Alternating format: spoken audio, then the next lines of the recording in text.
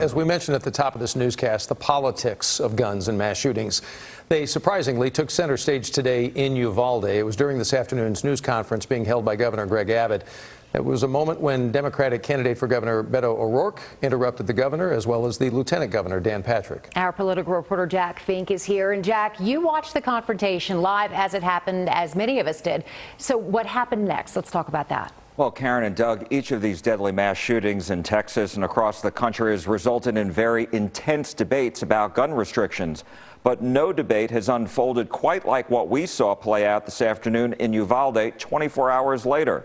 As Governor Abbott was updating members of the community and the media who were beaming this news conference out to the world, his Democratic challenger confronted him about the issue. Excuse me. Excuse me. Excuse me. Sit down. You're out of line and an embarrassment. Hey, sir, you're out of line. Sir, you are out of line. Sir, you are out of line. Please leave this auditorium. I can't believe you're a sick son of a would come to a deal like this to make a political issue. Officers escorted O'Rourke out. Uvalde's Mayor Don McLaughlin was the person you heard yelling at O'Rourke. It was difficult to hear O'Rourke at times, but what we did hear was him tell Governor Abbott and other Republican leaders assembled there that this shooting was predictable and that this shooting was on them.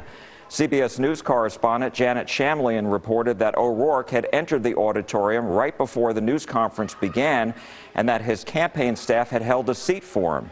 Shamlian said not many people really noticed O'Rourke come in. After O'Rourke went outside, he told the media that the 18-year-old gunman should not have been able to buy an AR-15 and that the state needs to ban the sale of them.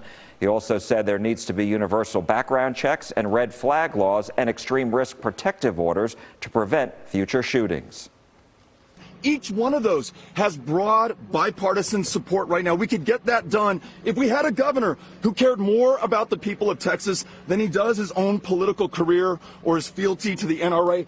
Every Texan, every American has a responsibility where we need to focus not on ourselves and our agendas. We need to focus on the healing and hope that we can provide to those who have suffered unconscionable damage to their lives and loss of life. Lieutenant Governor Dan Patrick said there will be plenty of time to discuss and analyze what happened.